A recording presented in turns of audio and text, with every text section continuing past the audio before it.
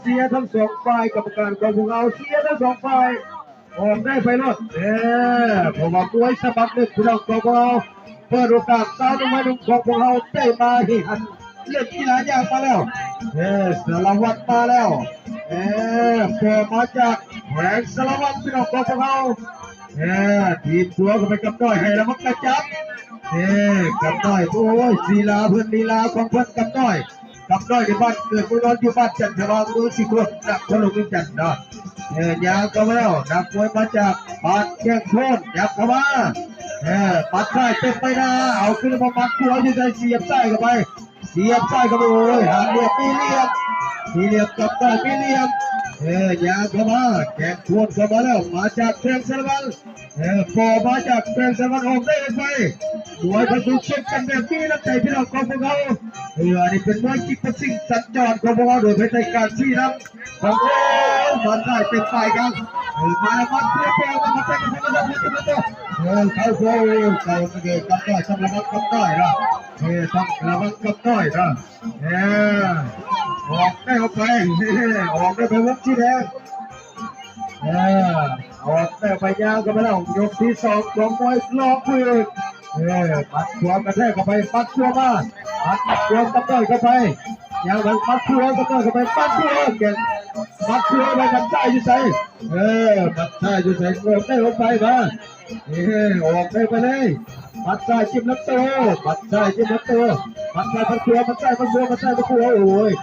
ปัดใจปัดหัวแรกไปเลยแล้วปัดใจปัดหัวปัดใจปัดหัวปัดหัวปัดหัวปัดใจไปเลยเต็มเลยพวกเราคิดว่ามันเต็มนะเอายาดมขึ้นไปว่าถึงมัดยังนะว่าถึงมัดยังเอายาดมขึ้นไปว่าถึงมัดนะมวยเปิดแทงเอาสิเอายาดมไปเอาไอ้เรื่องขึ้นไปพี่เรื่องเอาขึ้นไปแล้วนะพอมามวยพอถึงอาวุธยังนะเปิดแทงเอาซื่อๆนะเอายาดมไปพันเอายาดมไปพันแล้วนวดท้องไปเลยนะลุกขึ้นได้ลุกขึ้นเลยนะพอทุกเข้าไปกันแล้วนะนักกีฬาตัวกาถือว่าแบบนี้นักใจขอทุกขอให้กันเนาะขอทุกขอให้น้ำลายแบบนี้นักใจที่เราขอพวกเราหักแทงกันที่เก่าแบบที่แหละนะสาวลูกไว้ดูของพวกเราสู้กันไปให้คู่กันให้หักแทงกันสู้กันแบบนี้นักใจกีฬาที่เราขอพวกเราเนาะกรรมการชูมือให้นักมวยที่เดินทางมาจากเมืองศรีกุลเอาชนะนกไปแล้วพี่น้องของพวกเราเนาะเอาขอเข้าใจนักกรรมการลงมาพักผ่อนนะครับกดกูแล้วเพิ่นเมื่อนะไม่ขับบ้านนำที่บ้านนำเลี้ยงนะเพิ่นขับแล้วสุ่มมาจากบ้านเทียนสวัสดิ์ยังอยู่นะบอกที่ยังเอามือทางคณะกรรมการของพวกเราถึงไปเป็นอีกน้องของพวกเรานะเอามาถูกพิทัยนักทั้งคู่พี่น้องของพวกจับตาเพื่อดีมวยคู่นี้อาจจะบุก3 ยกนะห่าวทั้งคู่ห่าวทั้งคู่มาพูดว่าสิห่าวได้ถึง3 ยกที่มาบอกจังสิละสาวนุ่งของพวกซบอยู่บนเวทีการน้ำมือทางของพวกเขาโอ้ยดีใจน้ำลายนะซบอยู่กลางบ้านฮัจญาซาลาเบียนี่เสียเงินเสียครับ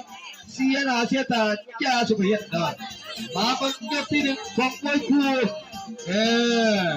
ตัวเล็กอยู่ใส่ตัวเล็กยกที่1ออกได้ออกไปเลยนะออกได้ออกไปมาแค่ตัวมาเลยมัดตัวมาไปเดี๋ยวผมพูดนะเล่นไปเลยมัดตัวมาไปมัดตัว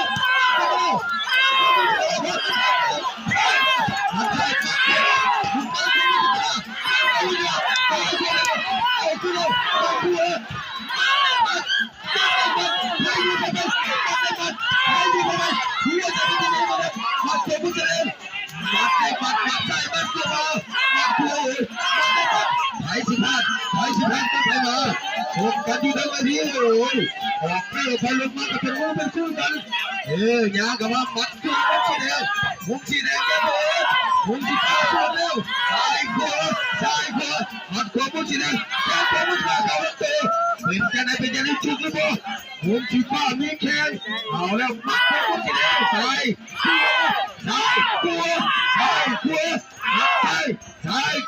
มุกสีฟ้ามัดขวามุกสีแดง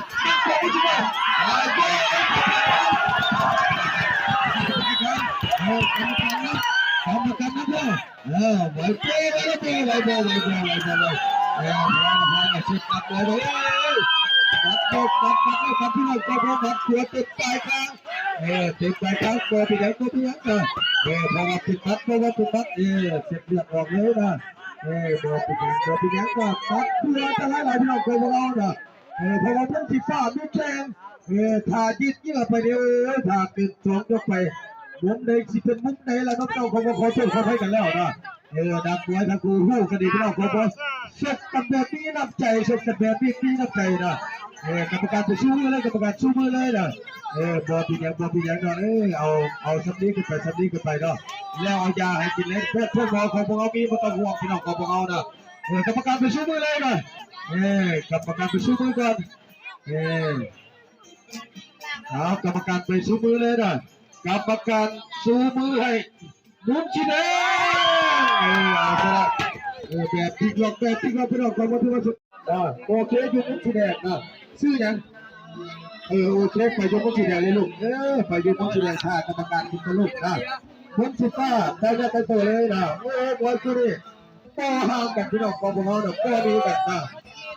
หลังจากจบมวยคู่นี้แล้วเอาไหมครับมาจากบ้านน้ำเบียงชุดก่อนนะ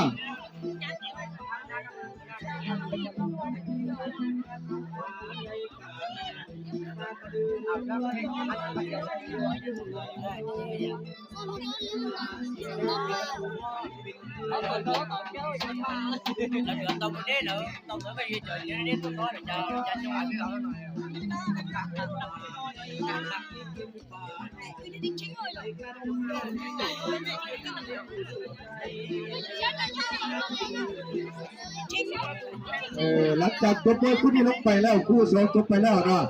มวยคู่ที่สองไปครับมาจากน้ำเลี้ยงพบกับสุขมาจากบ้านเพียงสภาพนะเอานกกระจาไปใส่ให้เราเอานกกระจาไปใส่ให้ดีที่เลี้ยงให้ลูกเสือได้ที่เลี้ยงต้องได้ลูกเสือให้เลี้ยงนะ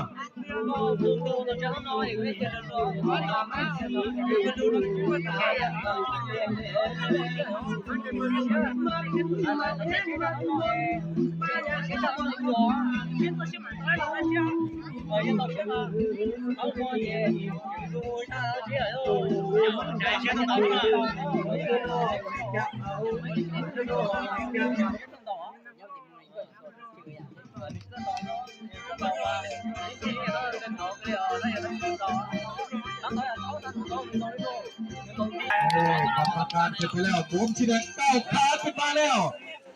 โอเคมาจากเขียดยามขอเชียงตะมือเป็นเกียรติไทยนักกีฬาเด้ให้แง่หมดพี่น้องของเราให้แง่หมดนะเพราะว่าเพิ่นมาแข่งเพิ่นมาคอยนะบุกสีฟ้ามาจะได้ใจตัวแล้วหรือยังไปกันมาจากเทียบงามกับเราของเราการเจ็บเลยเอาน้องกระจับไปใส่เลยก็จะเป็นประเภทเลยนะ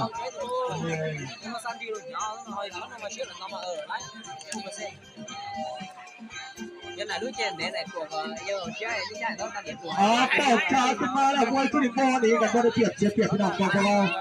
จังสิละสาวเด็กของบอลสุกลุกสุกที่ทุกนาทีดีเป็นประเทศที่การบ้านทัญญาสารเดียเชียร์กันเชียร์ครับเชียร์หน้าเชียร์ตาสุกที่ทั้งวิธีการนำพื้นฐานของบอลดูสุกตู้ส่งเสริมอีกนะกับคอนเซนเตอร์พาในบ้านพามาฮอดประเทศไหนกับเขามาได้ไงเลยนะพาส่วนปกสด้วยกันนะปกสคุณกบฏพามาฮอดแต่กับเขาเป็นกรรมการเลยนะเอามาบอกว่ายกที่สองคู่ที่สองยกที่หนึ่งเราของพวกเรานะเสียไปเลยเสียไปเลย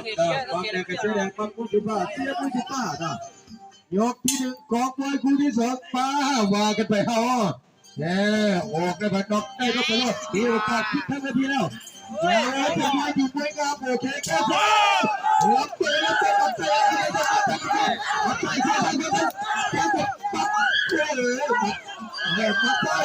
มาโคเจ๊ใช่ตัวมาแค่ตัวชัวร์แล้วไปกันปัดหัวปัดใช่ปัดเจ๊ใช่หัวใจได้คนนี้ทีโอเคนี่ทีก็ไม่ต้องไปกันขยับแก้ก็ไม่ต้องเลยแค่พอได้รับรอบทีทำอะไรเอาคืนเอาแล้วแข่งพี่น้องของเรามัดตัวไปเงินเลือดใส่ได้โอเคทีใส่ยิงมวยงามโอเคยิงมวยมัดตัวโอเค ผมสีแดงเอาไปแล้วผมสีฟ้ายังเข้ามายังเข้ามายังเข้ามาใกล้ๆเอาแล้วแค่เขาเปิดจูนะพ่ยังเข้ามาดีหรือเปล่าไม่เงินต้องยังดีมาหรือเปล่ายังรุ่นดีหรือเปล่าแถมพักตัวซ้ายดีแค่ขวามาแค่ขวามัดขวามามัดขวามุ้งสีแดงมัดขวามุ้งสีแดงมาแล้วมุ้งสีฟ้าเอาขึ้นเลยบ่แค่ขวายังเลือดไปสายตาดีทั้งคู่พี่น้องก็พยายามเข้าไปแล้วไม่เงินยับเข้าไปแข่งกระดูกขาเบื้องใต้เนี่ยเป็นคู่พี่น้องคงพวกเราไม่เงินเอาขึ้นเลยบ่แข่งขวาอันตรายมาหัวใจแข่งขวาแข่งขวาไปหัวใจแพ้ที่ไงก็ตัดเนี่ยกำลังแข่งขวาซ้ายขวาเอาขึ้นเลยบ่มาเสียบซ้ายเสียบขวาเสียบซ้ายขวามาขวาหัวมุ้งสีแดงมุ้งสีฟ้าเอาขึ้นเลยบ่มุ้งสีฟ้าเนี่ยพี่น้องคงพวกเราพี่น้องคงพวกจีนเลยตะกูยังไปแล้วยังกลับมาแล้วไม่เงินมาจะได้ไม่เงินโอเคแค่ภาษาเพลงมันเปลี่ยนปัดเปลี่ยนไปเลยมันเปลี่ยนที่ไหนเปิดตัวจะเอาหน้ากันจะไปเลยพี่น้องคงพวกเราหัวใจไว้ที่ไหนก็ตัดหัวใจไว้ที่ไหนก็ตัดเอาพระธาตุขึ้นในพนักงานกองพลตัวเราจะใส่เอาพระธาตุขึ้นในลูกเอาพระธาตุขึ้นในจนในมันจะได้หน้าถีบขามันปื้ดเอาพระธาตุที่ใส่เอาไปกินกันโอ้ยเราก็น้อยอ่ะเอาไปกินกันก่อนเพราะว่าสหายที่ขาแข็งกูบอกเนาะ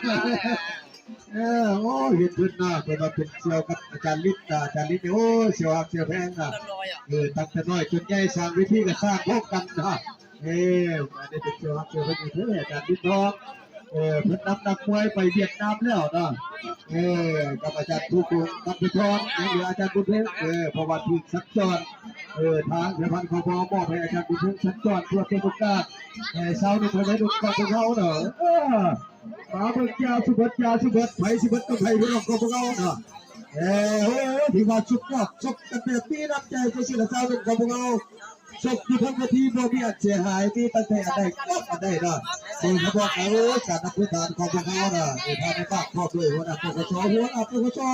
แล้วก็พวกหัวหน้าปกชเป็นพวกเขาผู้ใหญ่ดีใจนับจ้ะ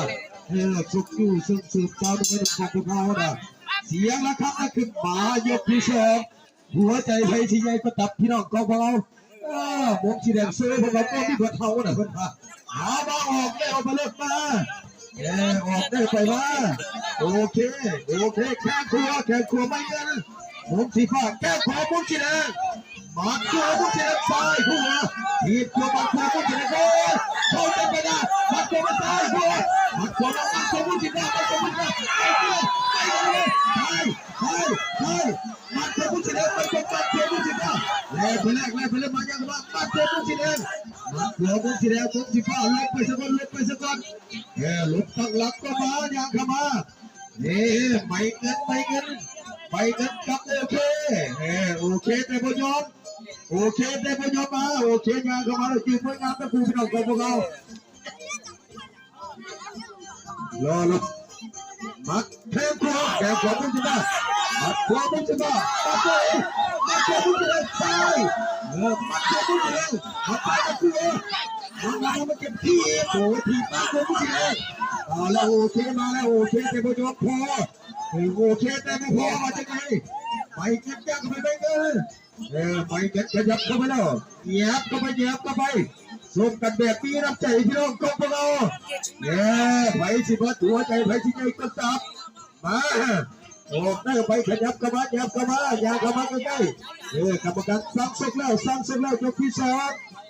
ออกได้ไปมาแทบก่อนจะกันมาแค่ไปทำว่าตัดไปก่อนเลยใส่ทีโอ้ยมันตัวเข้าไปมันซ้ายขวาเอาเลยทีไปที่ตัวบ้านเดียวกันสนใจกันเสียบทางซ้ายเสียบซ้ายอย่าจนใส่เขา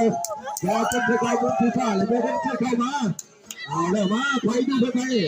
นักมวยบ้านเดียวกันพี่น้องของพวกเราเนี่ยก็เป็นทีตัวคู่เดียวกันเช็คกันแบบนี้น้ำใจได้ขึ้นบนเวทีแล้ววางได้ไปนะมีโอกาสขึ้นทางเวทีแล้วมาแข่งขันกันมาตัวเป็นกระไรมันสีฟ้าเอาขึ้นมาเยกที่สอง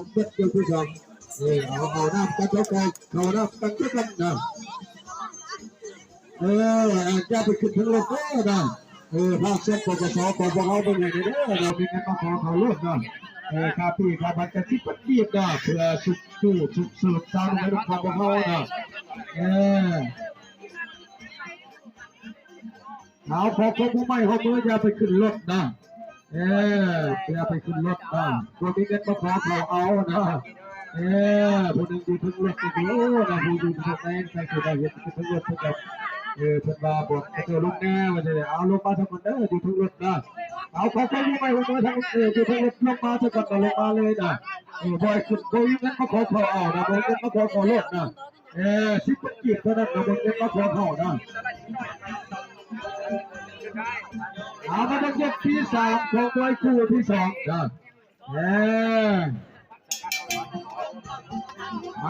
ไผสิได้รับการช่วยเหลือทางคณะกรรมการของพวกเรานะคุณขอโทษขอได้กดข้อกันใช้สิละซ้อมลงไปตรงกบแต่พี่น้ำใจที่เรากบมาออกได้ออกไปเลยเยอะกันมาบัดตัวมุสิกาบัดตัวมุสิกาใส่คนเลยครับใส่คนใส่คนไม่ได้มุสิกาไม่ได้ใส่คนเลยมุสิกาใส่คนใส่คนแล้วก็เลยบัดตัวมุสิกาใส่คนใส่คนไม่ได้มุสิกามุสิกาตัวจังหวะเดินไปถอยดีมามาเสร็จเป็นพี่น้ำใจบัดตัวมุสิกาเฮียไปบัดตัวมุสิกาเฮียโอ้ยเอาเลยถึงจะหัวใจไผ่ชิ้นใหญ่ก็จับมากรรมการสั่งสุกแล้วยกสุดท้ายของวันคู่ที่สองมาแค่ตัวหมัดตัวโอ้ยต่อไปครับเรียกตัวหมัดได้หมัดได้หมัดได้หมัดตัวมุสิบ้า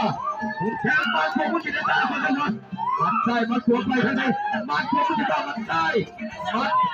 เสียบเข้าได้หมัดตัวมุสิบ้าแค่ตัวมุสิบ้าเข้าลำตัวเอาเลยออกได้ไปมาทั้งคู่นี่ชกกันแบบนี้น้ำใจพี่น้องของพวกเราคู่เดียวกันอยู่ถึงไปที่แท็กมือกันแล้วโป้ไปยัดนะสุขุนกับสุขุนแทงแล้วมาชกกันแบบนี้น้ำใจยากับอาบุญชิระโอ้ยมัดเลยมัดเลยมัดเลยพี่ชิระมัดหัวมุญชิระเข้าใส่มุญชิระเนี่ยโอ้ยเอาแล้วพี่น้องของพวกเราสุกกันเอาเท่ามาถือว่าชกแบบนี้น้ำใจเลยมาบัดตัวมุสิบ้าผมชี้แดงกันมาบัดตัวมุสิบ้าบัดตัวมุสิบ้าส่วนเลยบัดตัวมุสิบ้าเอาใส่มุสิบ้าบัดตัวมุสิบ้าเอาใส่แล้วมาแค่ตัวละทีตัวมาแล้วทีตัวมา3 นาทีออกไปเลยนะออกไปแล้วไปสิมันก็ไปหัวไปไปที่แยกจะตัดไปเลยหัวจะได้มากับการยังต้องให้เช็คอยู่ออกไปเลยจะได้ยังมาแคบตัวมันไม่ใช่เลยมันตัวไม่ใช่เหตุทำใช่มันตัวมันจะเตะจุดขอโทษกันนะนักมวยต้องมาขอโทษกันก่อนนะกรรมการเอาเข้ามาทั้งสองขอโทษกดข้อกันสู้กันเด็กกดข้อกันจังสิแหละชกจะทั้งนาทีต่อไปอย่างนั้นกรรมการสู้มือเลยนะกรรมการสู้มือให้มุนสีแดงผู้มาสุดยอดจังสิแหละผู้ใหญ่ใจดีแจกกันเลยผู้ใหญ่ใจดีแจกกันเลยนะผู้ชนะแจกกันเลย20,000กับพี่น้องโกพวกเราเนี่ยโอ้เจ้าของคนใจน้ำหลายเนี่ยผู้ใหญ่ใจดีเขาบอกแจกไปแล้วนะผู้ชนะแจกไปแล้วเขาขอบใจนะผู้ใหญ่ใจดีอาจจะเจอมวยเก่งมาจากเครื่องปักซ้ำแล้วบอกเป็นยังออกได้ก็ออกไปรอบมวยอารมณ์ดีมาเบิ่งบาดออกอาวุธนี่สงสัยโบกี้อารมณ์แล้วเนาะเดือนอรุณศรีเดือนตอนนี้คืออรุณศรีเนี่ยสุกกันแบบที่น้ำใจสุกมากกับกอดคอเป็นคู่เป็นอ้ายเป็นน้องกันที่เก่านะมวยคู่พิท้ายกับให้การเก็บเลยล่ะอีกตามเวลาไปเกิดชิดมุมเป็นของพวกเรานะมวยคู่พิท้ายระวังใส่อ่างคำกับพี่เพียงสวัสดิ์ไปใส่เลยโอ้มวยคู่นี้พอได้เปรียบเสียเปรียบทั่วกันปั๊บนะมาเบิ่งพี่น้องของเรายกที่หนึ่งของมวยคู่เอกพี่น้องของเรานะ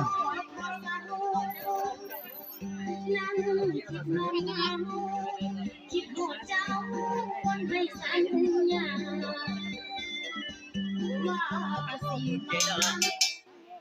ในงานสงกรานต์เดือน5แต่ แล้วอายบอกกลับมา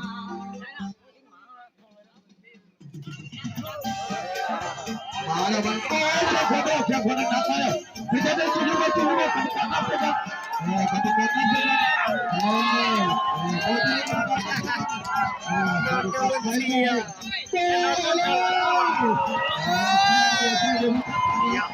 โอ้ยตัวทักลักเอาด้วยตัวพี่ยังไม่พี่ยังอ่ะขอชุดขอไปสิกันเลยกันตัวทักลักตัวพี่ยังอ่ะไอเรียกกินเอาไอเรียกกินเอานะ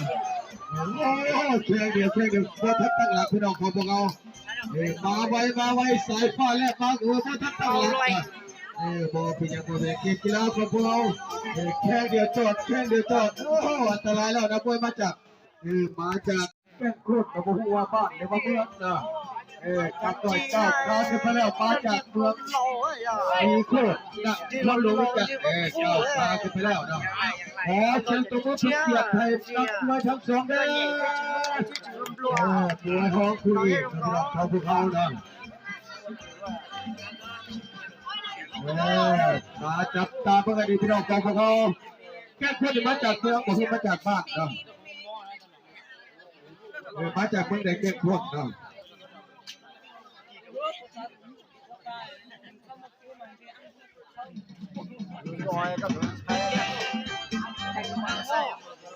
กรรมการพี่น้องเขามาฟังกติกาโดยลงบริษัทบอให้ใส่ซอกบอให้เทกันจับกันเห็นแล้วมันก็จับสุดกันลงไปต่อไปตัวตัวให้สุดแบบนี้น้ำใจนะโอ้แก้คนมาจากแพงสารวัตรกำลังเจอคนแพ้เรากำน้อยนะเจอคนแพ้แน่นอนพี่น้องของพวกเรานะยืนด้วยเนี่ยดีโอ้ยขับตัวอันตรายแล้วมาบังปัดชัวมาจากต้นกระโดดมาจากต้นกระมาจากต้นกระโดดมาเลยมาด้วยบางชัวก็จะพาได้เลยพี่จะได้กำน้อยกำน้อยจะใส่เสื้อลายเลยก็ต้องเปลี่ยนผู้โน้ตผู้หญิงนะถ้าใช้เสื้อลายกรรมการต้องตัดคะแนนนะยาวไปแล้วขอแค่คู่โอ้ยกลับน้อยมันจะได้กลับน้อยต้องตัดที่ได้สู้แล้วใช่ปัดใช่กลับมาชัวจะได้มาแล้วมาจากชาลมันชัวมาจากที่ใช่มาได้มาปัดใช่มาชัวมาจากชาลมันคนไทยกับคนไทยพี่น้องของพวกเรากินมวยซุ่มกับพี่น้องของพวกเรายางกันมาแล้วนักมวยมาจากเมืองสารวัตรใส่มัดใส่กับน้อยมัดชัวไปแล้วมัดชัวไปมัดเสียที่มันใจชัวใส่พวกเราไม่ได้ไปแล้วกับน้อยไม่ได้กับน้อยกับน้อยยาพอใจกับน้อยเจอมวยไข่แล้วนักมวยมาสารวัตรโอ้ยบอกกันธรรมดาเป็นมวยทุกคนทั้งคู่พี่น้องของพวกเรานะสารวัตรมวยบ้านมวยเมืองมวยแข่งมวยมัดใส่กำลังเข้าใส่กำลังมัดขัวมาแล้วมัดขัวมามาจากบ้านแก่งโคตรสารวัตรพี่น้องของเรามาย่างไปแล้วกับน้อยนี่กับน้อยตั้งแต่ซื้อแต่เป็นกับพอเราทีมไส้มัดไส้กับน้อยเข้าไปเกี่ยวกันแล้วต่อมาจากบ้านแก่งโคตรมาออกไม่ออกเลยมาจากต้นสลัดแกงสลัดมาใส่มันคั่วกันไปกันไปเต็มไปนาเต็มปลายทางเอาขึ้นมาบนที่แล้วเข้ามามันคั่วพอได้หาวันไปหรือมาแล้วกับต่อยยางกันไปมันใส่กับต่อยเข้าเต็มไปนาเอาเต็มไปทางพิเศษหรือเปล่าผมชีแดงไม่แข่งสวนหรือเปล่าผมชีแดงอาศัยจังหวะสองจังหวะสองต้องเตะได้ไปรถผมชีแดงมันจะได้มัดใส่กับมัดชัวมาแล้วเตรียมตัวเสียใจเขาแล้วเตะเอาแล้วแยกเอาแล้วพี่น้องก็จับตาไปไงดีต้องมีแข่งมัดใส่ขยันตัวยังไงมัดใส่จิ้มมันโตมัดใส่ตัดน้ำโตมาตัดน้ำโตหมอจะได้รับมาจากแขกสารวัตรถอยไปแล้วมีน้ำใจทั้งคู่พี่น้องมัดใส่จิ้มมันมัดชัวคุณเขา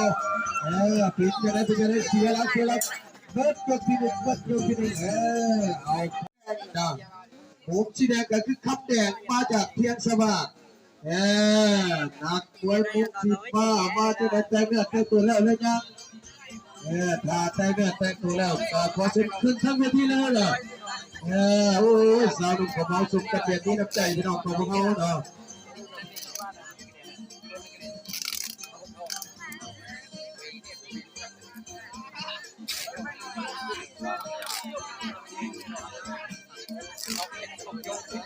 โอ้ผมผิดแล้วก็ไม่ยังเนาะ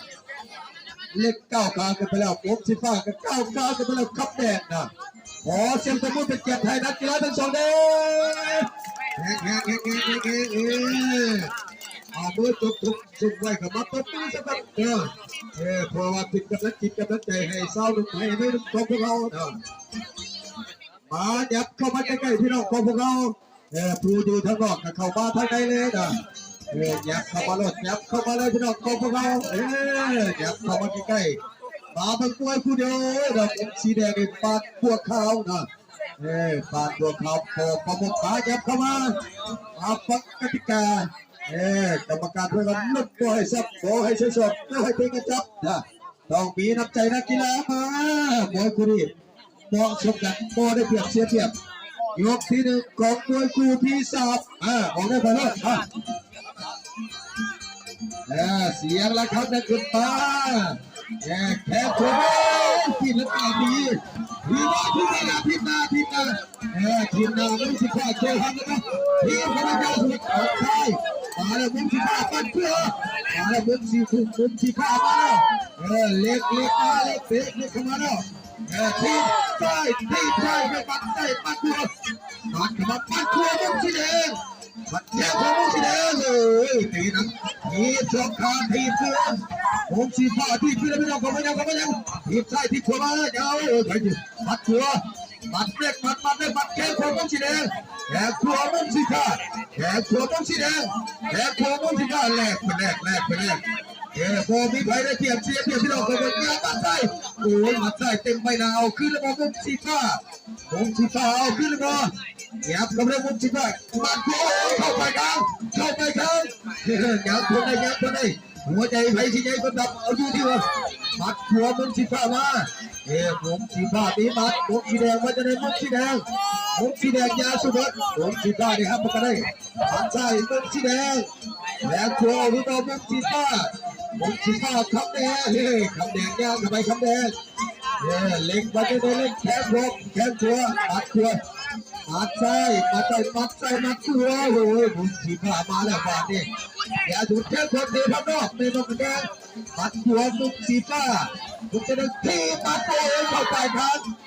มุมสีฟ้าเอาขึ้นมาคำแดงแล้วขัวรับเตะแค่ขัวรับเตะเอาขึ้นแล้วมุมสีแดงจะเบิดเล็กจะเบิดขับแดงขับแดงจูมุมสีฟ้าแกงไปเลยแค่ขัวมัดขัวเตะขัวตามขัวแค่ขัวมัดขัวโอ้ยเป็นจะได้มีปัญหาหรือเปล่าเอาเลยเป็นจะได้มีปัญหาหรือเปล่าตัวเล็กมันจะได้เล็กขับแดงมาแล้วขับแดงเห็นจุดโดนแล้วทีบเข้าไปมัดใส่เป็นไปแล้วมัดใส่มันขัวต้องสีแดงเล็กมาแล้วขับแดงยังมาแค่ขัวเตะรับเตะเข่ารับเตะเอาขึ้นแล้วก็หมุนสีฟ้าเนี่ยกันไปยับกันไปใกล้ยับกันไปยางกันไปเบิดจะเป็นโดยที่เอาเผาน้ำกันซะก่อนหัวใจไทยที่ใหญ่ก็จับพี่น้องของพวกเราเอาพระธาตุ ปั๊มมากเลยเอาเปรียบมันน้อยเลยมาออกได้เป็นมัดขวามุมสีแดงมัดขวามุมสีฟ้าเสียบหรือเปล่าเข้าโอ้ยเข้าเสียบไปเลยเนี่ยมาใส่ทีบโอ้ยทีบใส่เป็นมัดขวามามุมสีแดงมุมสีฟ้าเลยไปเลยเอาแล้วพี่น้องขบอกกันได้แล้วพี่น้องขบอกเนี่ยขโมยจับขโมยมัดแขนขวามุมสีฟ้ามาแขนขวาขับแดงมาแล้วขับแดงเอาขึ้นแล้วขับแดงแขนขวามัดขวามามัดใส่มุมสีฟ้าทีมัดขวามุมสีฟ้ามัดขวามุมสีแดงไผ่ที่เป็นคนไผ่มุมสีฟ้าย่างเข้ามาแล้วมุมสีฟ้าขยับเข้ามาย่างเข้ามาแขนขวาเขาต้องการแขนซ้ายมัดแขนขวาเขาล้มตัวไปไงมัดขวาได้ขวาแล้วพอจะได้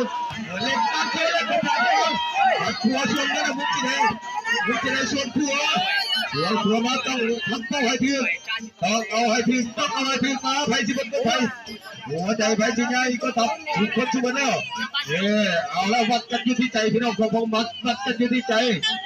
ยับเข้ามาผมสีฟ้ากับมุกจีแดงกรรมการสั่งเลยกรรมการสั่งเลยยกที่สองแล้วยังระวังปีดมัดหัวมุกสีฟ้ามัดหัวมุกจีแดงซ้ายหัวมัดซ้ายมุกจีแดงมัดหัวมุกจีแดงผมโตมัดหัวมุกสีฟ้าแล้วจะได้มุกเยอะแถวหัวมุกจีแดงมุกสีฟ้ามันจะได้บัดยูมาโม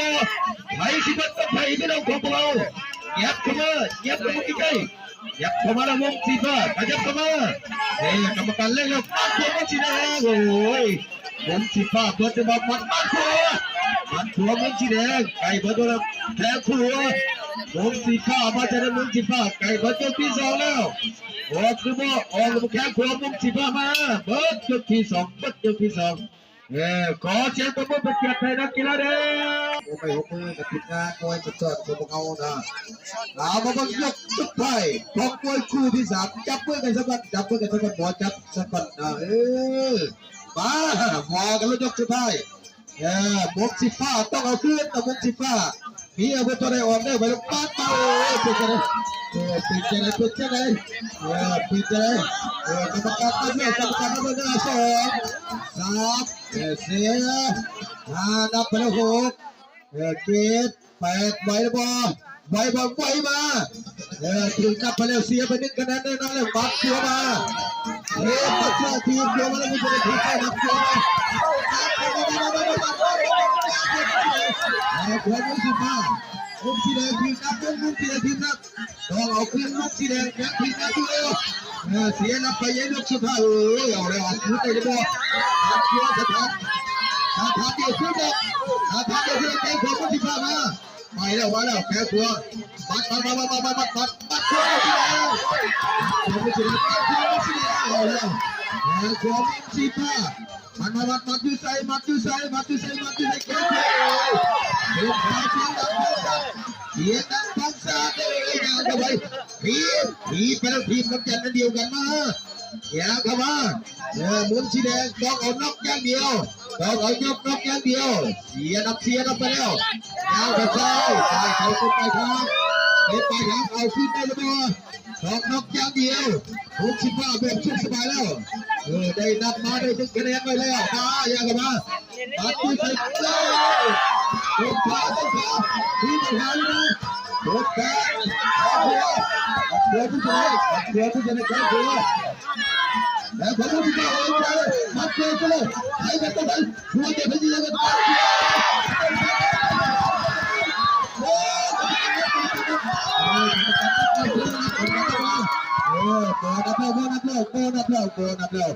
โหนับแล้วเอายาดุขึ้นไปที่เชือกที่คุณทำต้องทุกคน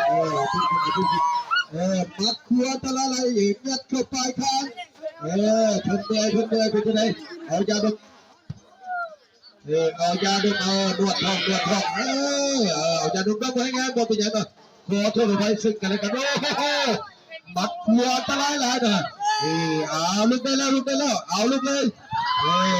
เอาลุกก็เป็นยังไงโอ้โหแบบถ้าบนนอกนี่มุกสีแดงมีปัญหาแน่นอนนะเพราะว่ามุกสีฟ้าได้มาดับแตกเจ็บสุดท้ายอีกต่างหากไม่ต้องบอกคือว่าชุดเจ้าเนี่ยมุกสีแดงนะเปิดบล็อกสุดท้ายเกือบเปิดเอากรรมการไปสู้เลยนะพี่เลี้ยงพี่น้องนักมวยนะเพราะว่าทนบิดนี่นะทนบิดนี่โป๊ะเก็บทนบิดมัดเลยนะคือว่ามุกสีฟ้ากับที่ว่าสุดท้ายได้นับก่อนนะพอเป็นอย่างกรรมการชูมือเลยนะกรรมการชูมือมุกสีแดงแบบพลิกเราพี่น้องมีน้ำใจเกือบไปแล้วนะเก็บทั้งคู่นะพี่น้องบอกว่าทุ่งนับทั้งคู่นะดูมุกสีแดงเราไปทำไปใส่เลยนะแฟ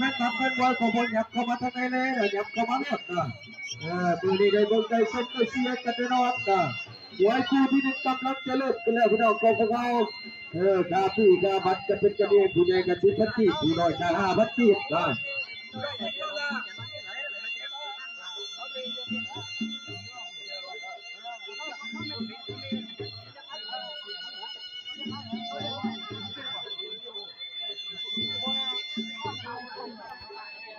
บสีแดงก็จะได้แต่ก็แต่งตัวแล้วเลยนะครับด้วยเจ้าภาพของเราสีพัดบ้านเพียงสวัสดิ์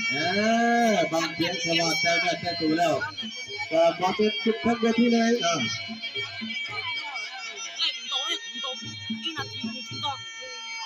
เอาบนชีป้าก้าวขาขึ้นไปแล้วขอเชิญกระบุนเกียรติไทยนักกีฬาสวัสดีนักกีฬาขึ้นไปแล้วกระปอบเล็กชินทางมาจากเพื่อปากก้าวขาขึ้นไปแล้วเหลือนักมวยเจ้าภาพของพวกเราแต่งเนื้อแต่งตัวแล้วก็ขอเชิญคุณท่านผู้ชมเลยนะ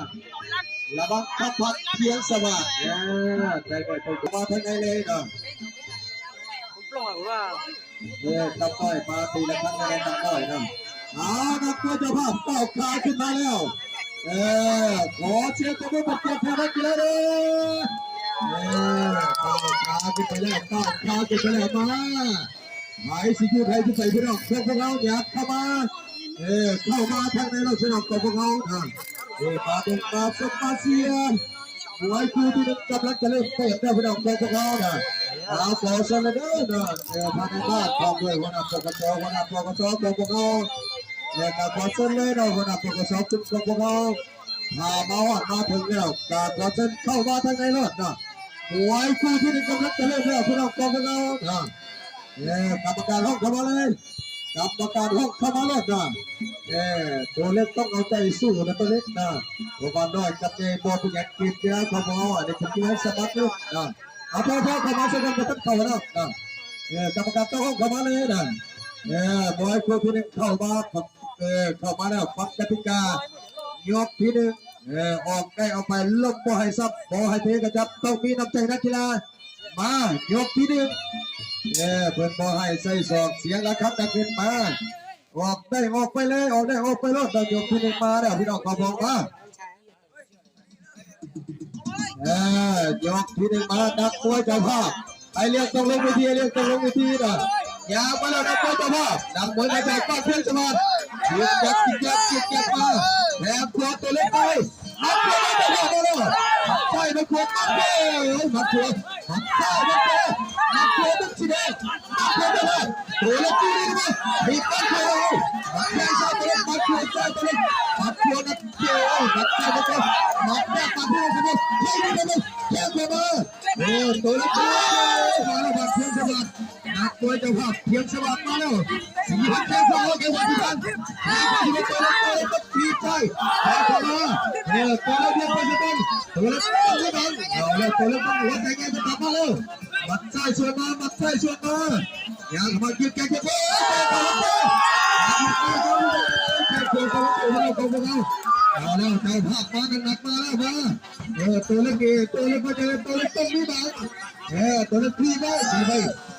ตัวเล็กต้องเอาใจมาตัวเล็กต้องใจมามีแข้งมาใจตัวเล็กเจ็บใจมาเป็นใบค้างเป็นใบค้างหมายจะไม่ว่าจะไม่เหมือนสีแดงจะมาแข้งซ้ายไปแข้งซ้ายมาแข้งขวาลุดแข้งซ้ายมาเต้นมัดซ้ายเอาขึ้นมัดซ้ายตัวเล็กเอาขึ้นหัวจะนั้นนักมวยเจ้าภาพนักมวยเจ้าภาพสีพัดแข้งขวามัดซ้ายแข้งซ้ายแข้งขวาสีพัดมาแข้งขวาสีพัดมาแล้วเก็บสีแดงเจ้าภาพมัดเพื่อใช้สีพัดกับมาติดแข้งมัดซ้ายเอาทั้งทีมัดซ้ายมัดขวามาสีพัดแต่ว่าแข้งใหญ่มากถือว่าเป็นเจ้าสมุยลิมานะเจ้าสมุยลิมามาด้วยตัวเล็กทำมาไม่นักมวยเจ้าภาพมาแล้วแข้งขวาตัวพัดไปแข้งขวาต้องมีมันแข้งซ้ายแล้วเตะแข้งมัดซ้ายเอาแล้วแข้งซ้ายกับมัดซ้ายแรกกันแล้วเป็นเอาความเอาใครรู้ได้ยับเข้าไปออกซ้ายแข้งซ้ายเลยสีพันต่อคืนแพ้ผมมัดซ้ายเต็มไปขึ้นมาสีพันขยับเข้าไปขยับมัดขวาดีมาสีพันแข้งซ้ายแล้วก็มัดซ้ายตัวนี้มาทีขึ้นซ้ายมัดขวาสีพันแข้งซ้ายมัดขวามัดซ้ายมัดขวาสีพันเลย